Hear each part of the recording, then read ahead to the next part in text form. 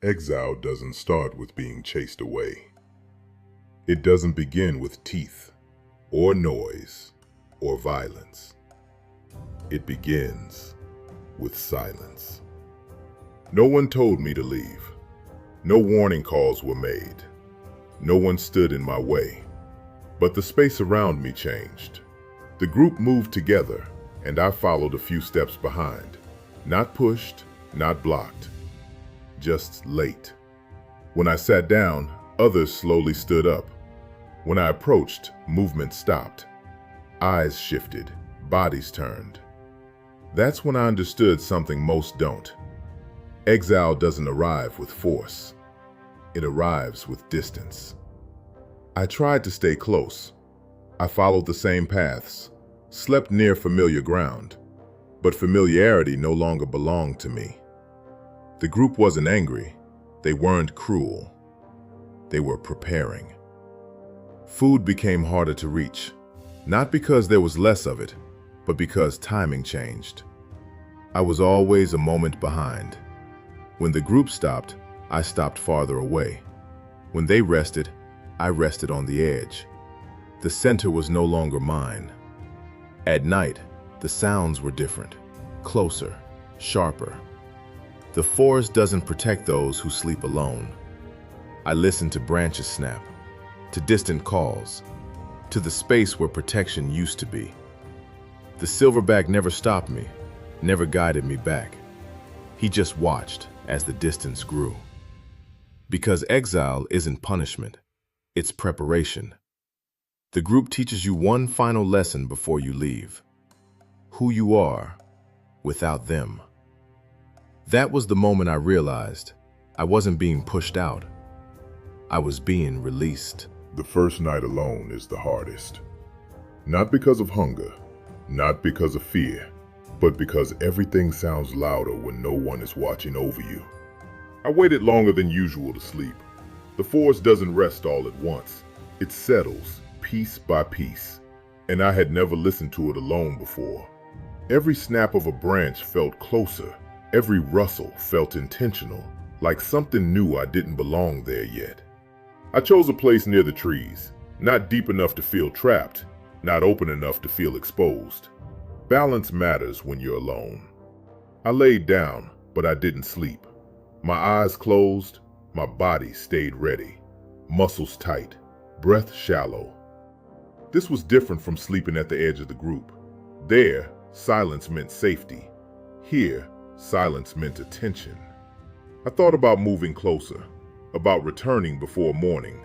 No one stopped me from going back. That's what made it harder. Pride isn't loud at night.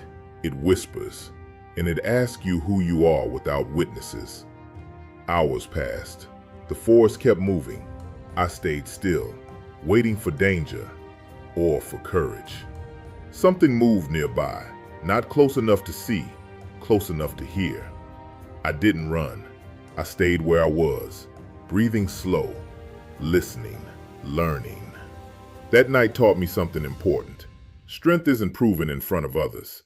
It's proven when no one is there to help you. By morning, my body was tired, but my mind was clear. I had survived without protection. The first night alone doesn't make you strong. It shows you whether you're ready to become strong. Hunger doesn't arrive all at once. It starts as discomfort, then distraction. Then it becomes the only thing you can think about. At first, I told myself I could manage. I moved carefully, ate what I could find, saved energy. I thought discipline would be enough. But hunger doesn't respect discipline. It doesn't care about pride or patience. It only cares about survival. My body changed before my mind did. Steps felt heavier, movement slower. Even the forest felt farther away. I watched others eat from a distance, not close enough to challenge, not far enough to forget. The smell carried farther than I expected. I told myself not to rush, not to steal, not to test boundaries too early. But hunger doesn't negotiate. It whispers, tells you that one mistake won't matter. that one risk is worth it, that survival excuses everything. I caught myself thinking differently, watching paths, timing movements, calculating. That's when I noticed the shift. Hunger doesn't just weaken you, it sharpens you. Every sound mattered now. Every movement had purpose. Indecision disappeared. I stopped asking what was fair. I started asking what would keep me alive. That's the danger of hunger. It doesn't just change your body, it rewrites your rules. I took risks I wouldn't have before, moved closer than I should have, stayed longer than was safe. And I learned something important. Survival isn't clean, it isn't polite, it's honest. That day, I didn't eat much, but I learned how hunger thinks.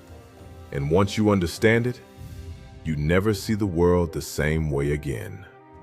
Hunger doesn't just test your strength, it reveals who you're willing to become. Exile isn't meant to break you. It's meant to reveal you. When the group is gone, there's no noise to hide behind, no routines, no protection, just choices. Every decision becomes yours. Where to move, when to rest, what risks to take. No one corrects you. At first, that feels like loss, because belonging is comfortable, and comfort makes decisions for you. Exile removes comfort. That's why it's necessary. A leader can't depend on the group to tell him who he is.